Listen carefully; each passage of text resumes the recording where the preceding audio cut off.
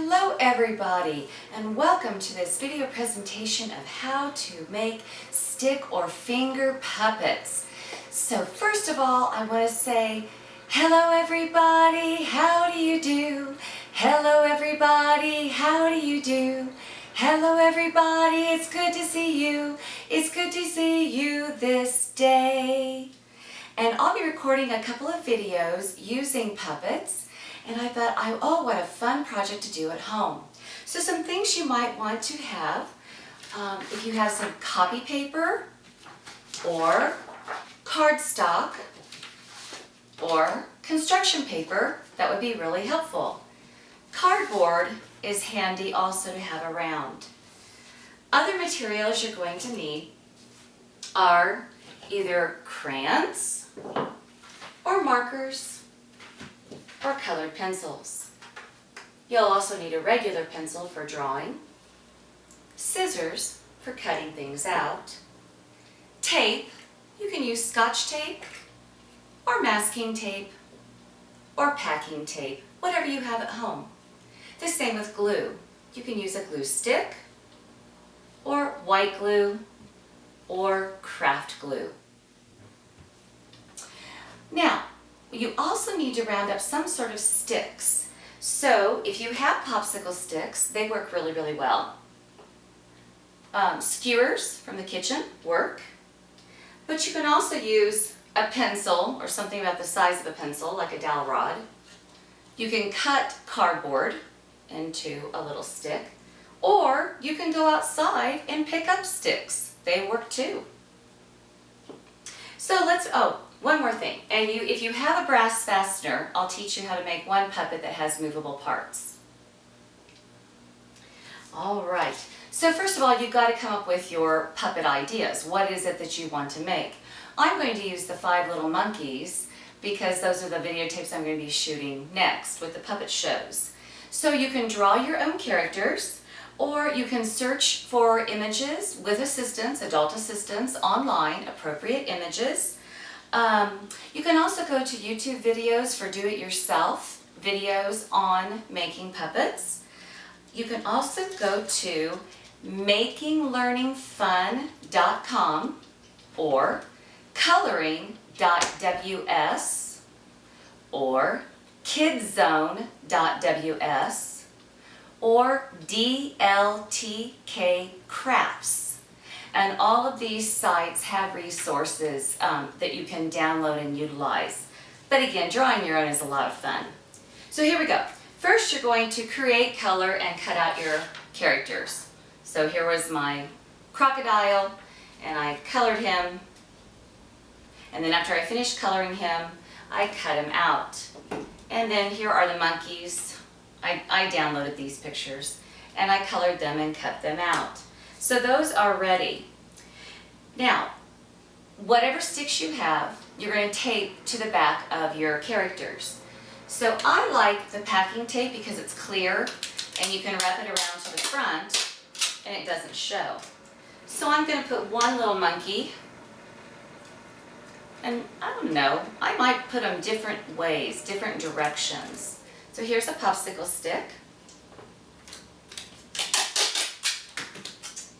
And here is one just on a piece of cardboard, which works great. There you go. Here is one on that stick I found from outside.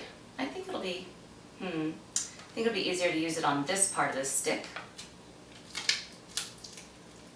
And see how this shows? I can just wrap that around, and now it doesn't show because it's clear. And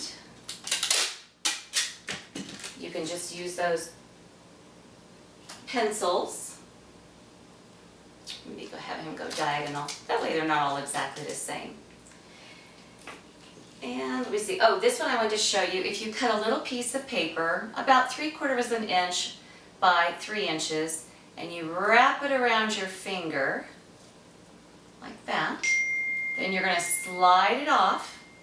For this I use Scotch tape, or the glue stick would work. You're going to go ahead and tape that together so you have a little hollow cylinder. And that can go on the back of one of your puppets. I'm going to slide some tape down inside. You may need a helper for this because it's kind of hard to hold it by yourself. And I'm going to tape that on. And this one just slides on your finger. So you can make all of them this way if you'd like. Now for the alligator, he wants a movable jaw.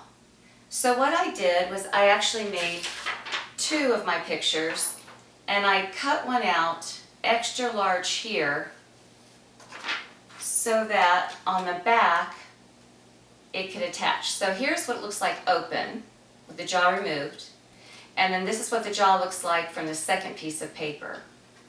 And I just put the brass fastener through it, but you had to have two sticks to be able to move his jaw.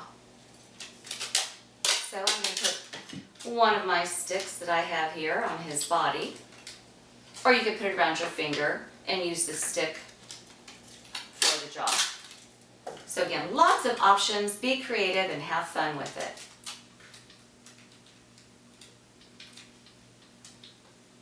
My stick is a little bit long for this. I'm going to trim the tape just a little bit so I can wrap it around this stick. And these are things you're just going to have to figure out as you go. Great problem solving and creating puppets. And so now I can make my crocodile snap and get those monkeys. Or maybe he doesn't. Alright, so then after you've got your puppets ready, so now I have all my different kind of 5 little monkey puppets on all different sorts of stick or finger puppet devices, and I have my crocodile ready. I need a puppet stage. It doesn't have to be fancy. Here I've just covered a table with a tablecloth.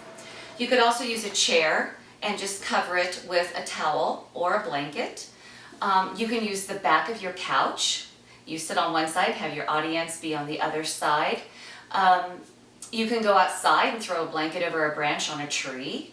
So just, again, be creative. You just need something that will block your body so you can use the puppets. Oh, and one other thing, you could create your own puppet theater out of a cardboard box or a cereal box, depending on how big you want to go. And if you, again, with adult supervision, if you Google do-it-yourself projects and Google specifically puppet theater, you'll see lots of ideas on how to make your own puppet theater.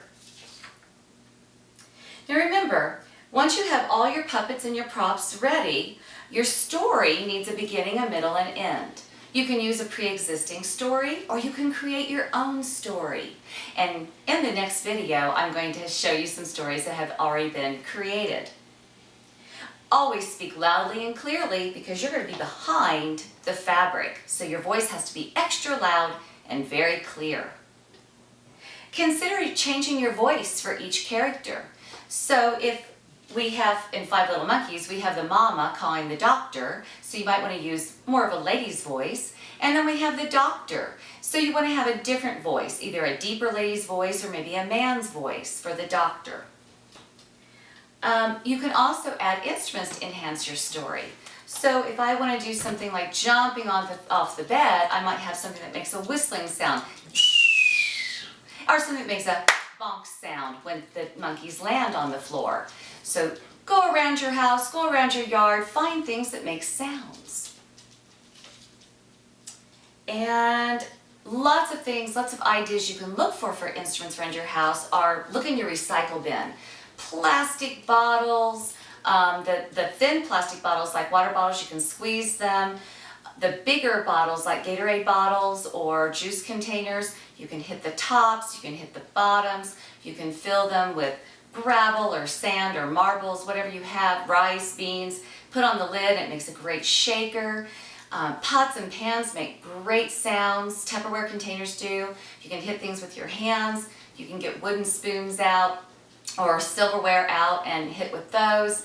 Lots of great sound ideas. So I hope this gave you some ideas today on how to create puppets that you can use to make a puppet story. Goodbye, my friends, goodbye. Goodbye, my friends, goodbye. Until we meet again. Goodbye. Goodbye, my friends, goodbye.